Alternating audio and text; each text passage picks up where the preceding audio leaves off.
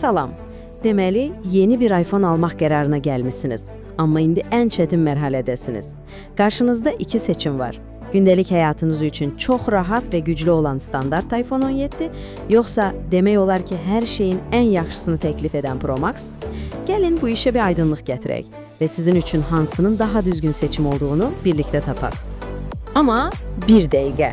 Burada məqsədimiz hansı telefon daha yaxşıdır sualına cavab vermək deyil, çünki bu səhv sualdır. Əsas məsələ budur. Sizin ehtiyaclarınıza, vərdişlərinizə, bir sözlə həyat tərzinizə hansı model daha çox uyğun gəlir? Yəni, bu sırf sizin üçün bir bələdçidir.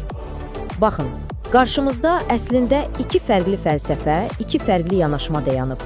Bir tərəfdə iPhone 17 var, sizin gündəlik, etibarlı köməkçiniz. Hər işin öhdəsindən gəlir, sizi yolda qoymur. O biri tərəfdə isə iPhone 17 Pro Max dayanıb. Bu, artıq bir telefon deyil, sanki cibinizdəki peşəkar bir studiyadır. Görəsən, siz hansı tərəfdəsiniz? Yaxşı, gəlin əvvəlcə quru rəqəmlərdən başlayaq. Hissləri bir kənara qoyub, bu iki cihazın texniki göstəricilərini, yəni kağız üzərində nə vəd etdiklərini müqayisə edək. Bu, bizim başlanğıc nöqtəmiz olacaq. Deməli, cədvələ baxan kimi bəzi fərqlər dərhal gözə dəyir. Pro Max təbii ki, daha böyük ekrana və biraz daha sürətli 19 Pro çipinə sahibdir. Amma əsl böyük fərq məncə kamera və yaddaşdadır. Pro Max-da üçüncü bir kamera var və ən əsası, peşəkar videola məşğul olanlar üçün ProRes formatını dəstəkləyir. Yaddaşa gəldikdə isə 2 TB. Bu artıq mobil bir hard disk deməkdir. Texniki göstəricilər bir yana qalsın, gündəlik istifadədə ən çox hiss edəcəyiniz fərq çox güman ki, batareya ömrü olacaq. Baxın, aradakı fərq az deyil, tam 9 saat. Bu deməkdir ki, Pro Max ilə günün sonunda şarj axtarmaq dərdindən demək olar ki, xilas olursunuz. İndi düşünün, bu 9 saatlıq fərq sizin üçün nə qədər önəmlidir?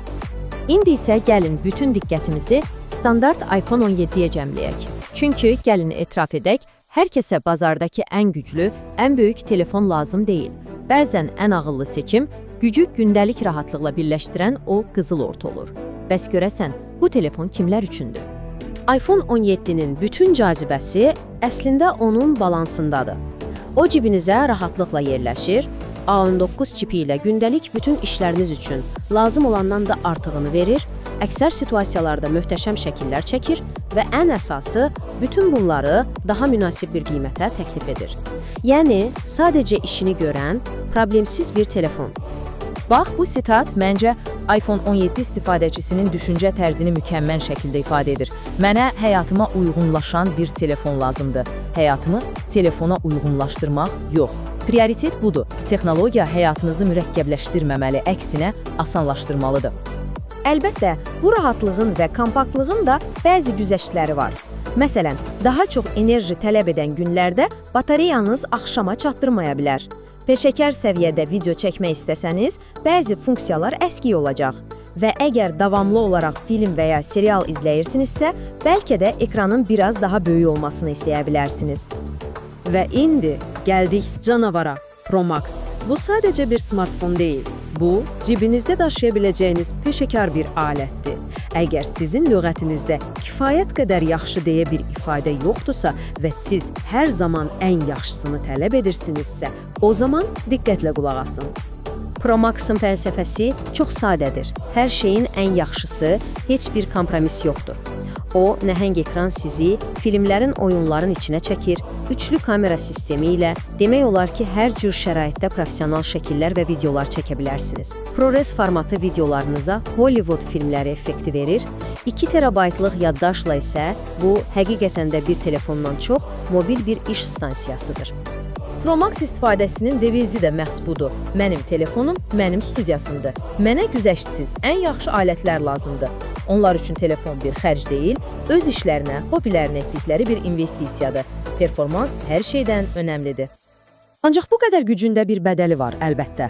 O böyüklük və çəki hər gün cibinizdə daşımaq üçün sizə rahat gələcəkmi? Büdcəniz bu qədər yüksək qiymət fərqinə dəyərmi?